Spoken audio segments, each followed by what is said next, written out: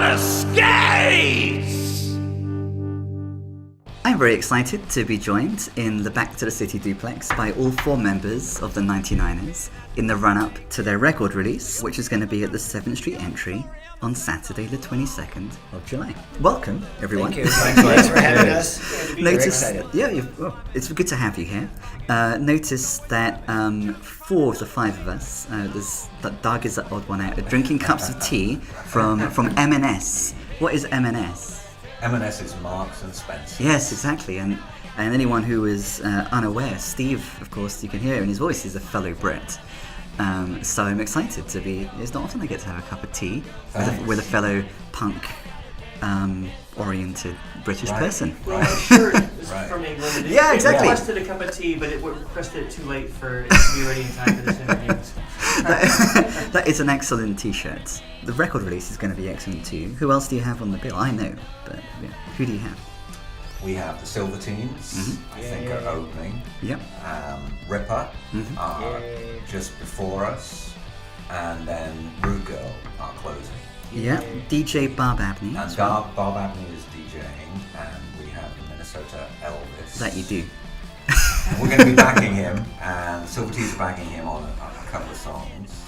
And then we have some roller girls from the North Star Roller Girls. Ah, appropriately. Who will be skating around and singing on the chorus of one of the numbers. Yeah, the number that we can currently hear. Mm-hmm. Yeah. And presumably Roller Girls. Roller Girls. Is what we can currently hear, and is said number. Roller Girls with 2 R's and no I. Because the Soviets have Right. a classic Roller Girls track. Uh-huh. So we didn't want to pretend we were doing any Soviet stuff. So ours is 2 R's, like the riot. In between this event being recorded and coming out, by now your most recent gig, what you just played by the time this comes out, was at a teachers' conference. There's something else that people might not know about Steve, even if they listen to his voice, is that he, like me, has an academic background. So what is this, the teachers' conference that everyone's missed by the time that they've seen this, but that you're about to play? How did you get involved in that, and what is your teaching background? Is this the only time that the two have overlapped? I think it's the only time. The only time they will, do you think? Yeah, because I try and keep the two lives apart. I don't know how you feel about that, but it's probably a wise idea. I do, yeah. So my place I used to work in New York, Teachers College, they have a global alumni day on Friday, the 7th of July, and we're playing a gig that night. Yeah. So they asked, we have a Minneapolis event with Edge. They asked for it to be edgy. Edge. Yeah, we want to do something different and have an alumni event with Edge. So they said, can we use your gig as that? Yeah. They knew the man to go to, and the band to involve.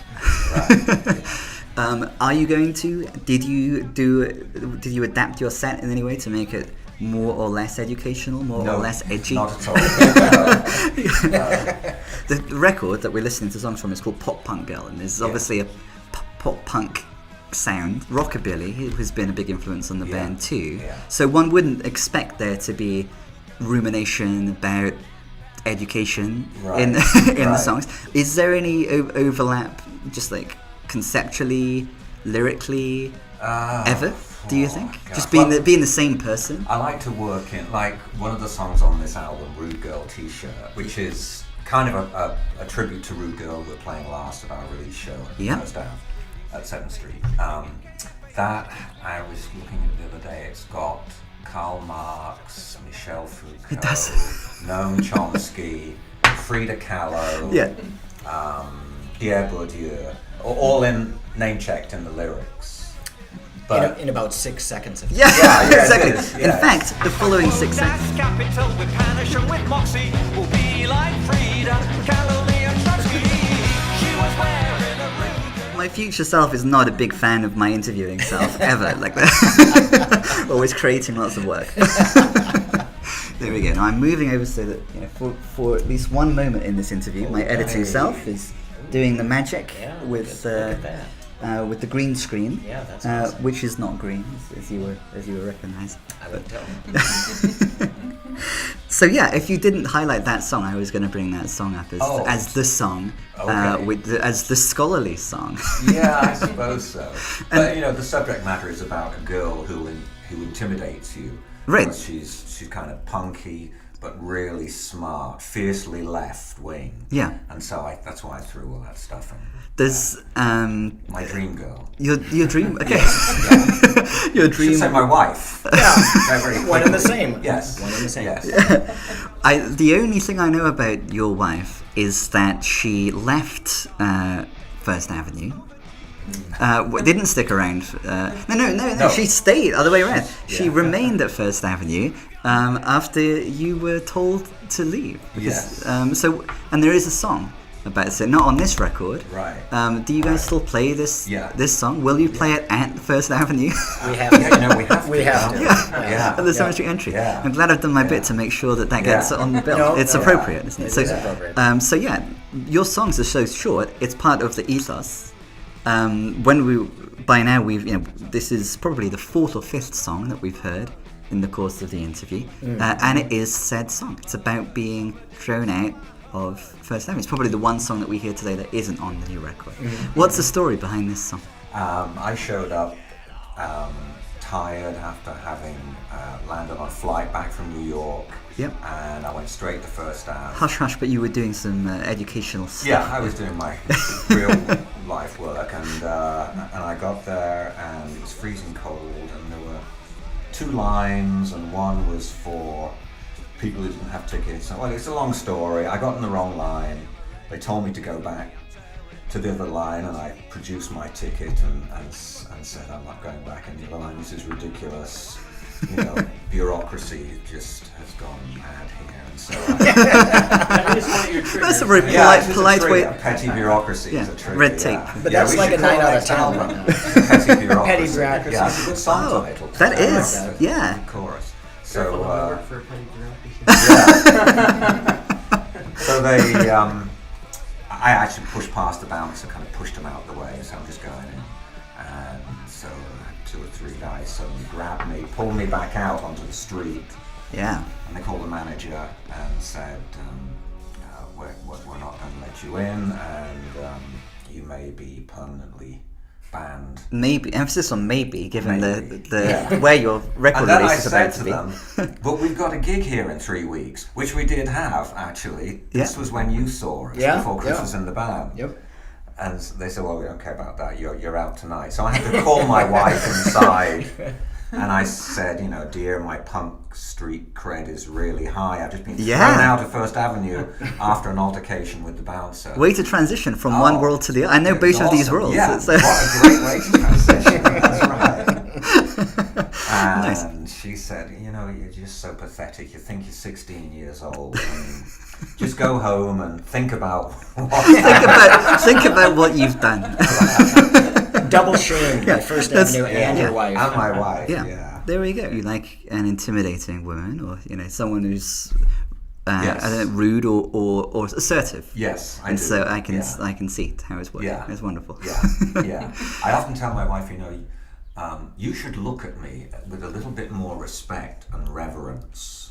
And she says, the day I look at you with reverence is the day we're done. It's just not going to happen, ever. That is not very punk. No, it isn't to look very at punk. anyone with reverence. No. There's a couple of different segs here. I have to choose between segs. Pop Punk Girl is the title track of the record. There's a great video for it, and if you don't mind sharing the video file with me, then note to editing self, then we can see we are involved in a tapestry with said video right now. Oh, good. It's happening right now. Yeah. Good. And this is a week. So we're witnessing a pop punk girl who is clearly not looking at anyone with reverence anytime soon. Right. She does revere the band. She has the band on the back of her her top. She even gets to be in the band at a couple of moments That's right. in the video. Yeah. So, Yeah. so this is the title track. When you wrote this song, did you realize that this would be the title track? No. No. So how did this song come to be? God, well, I think we did release it as a single a while ago, and actually, I think the reason was we loved the graphics that the artist Ole O'Brien It's in a Germany distant view.